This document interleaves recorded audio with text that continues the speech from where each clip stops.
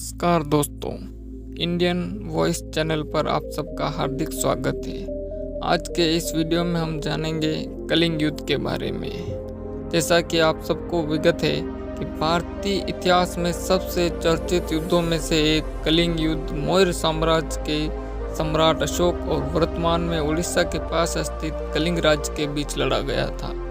महासागर का स्वामी कहा जाने वाला कलिंग एक समृद्ध राष्ट्र था जिसमें प्रतिभाशाली कलाकारों और शांतिपूर्ण लोग निवास करते थे।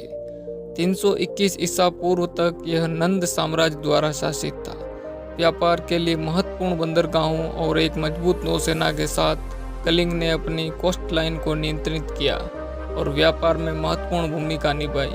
राजगद्दी पाने के बाद केवल कलिंग युद्ध ही अशोक का एकमात्र प्रमुख युद्ध था।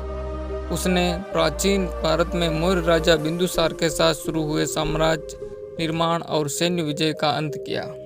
कलिंग युद्ध के कारण भारतीय इतिहास के सबसे घातक युद्ध यानी कलिंग युद्ध के कारणों को लेकर इतिहासकारों के अलग अलग विचार हैं। सम्राट अशोक अपने पिता बिंदुसार और दादा चंद्रगुप्त मौर्य के रास्ते पर चलना चाहता था। नंदों के शासनकाल के दौरान कलिंग मगध साम्राज्य का एक प्रांत था, लेकिन चंद्रगुप्त मौर्य द्वारा नंदों की हार के बाद कलिंग एक स्वतंत्र राज्य बन गया, जबकि चंद्रगुप्त मौर्य और बिंदुसार ने इसे फिर से जीतने का प्रयास किया, लेकिन वे असफल रहे।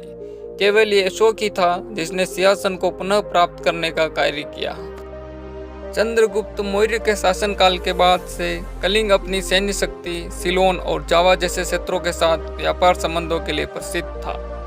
कलिंग के समृद्धि के इन्हीं कारणों से अशोक कलिंग पर विजय प्राप्त करने और अपने राज्य का विस्तार करने के लिए प्रेरित हुआ। अशोक के शासनकाल के 12वें वर्ष में उसने कलिंग के शासक को एक संदेश भेजा जिसमें अनुरोध किया गया था कि उसका साम्राज्य मौर्यों को सौंप दिया जाए। हालांकि कलिंग के शासक ने मौर्य साम्राज्य के सामने झुकने से इनकार कर दिया, जिसका परिणाम यह निकला कि 261 ईसा पूर्व में अशोक और कलिंग राज्य के बीच एक घातक युद्ध छिड़ गया।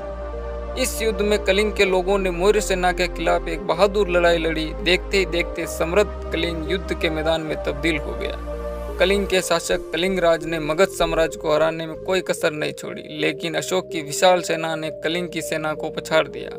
माना जाता है कि कलिंग के सैनिक अंतिम सांस तक डटे रहे और जीत के करीब थे। हालांकि अशोक और उसके लोगों ने उन पर काबू पा लिया और युद्ध में विजय हुए। कलिंग युद्ध के परिणाम। इतिहास के इस भयानक युद्ध में अशोक की जीत तो हुई, पर बड़े पैमाने पर जान माल का नुकसान भी हुआ। युद्ध में 1 लाख सैनिक मारे गए और कलिंग के 1.5 लाख सैनिकों को राजा अशोक ने पकड़ लिया, जिनकी बाद में मृत्यु हो गई।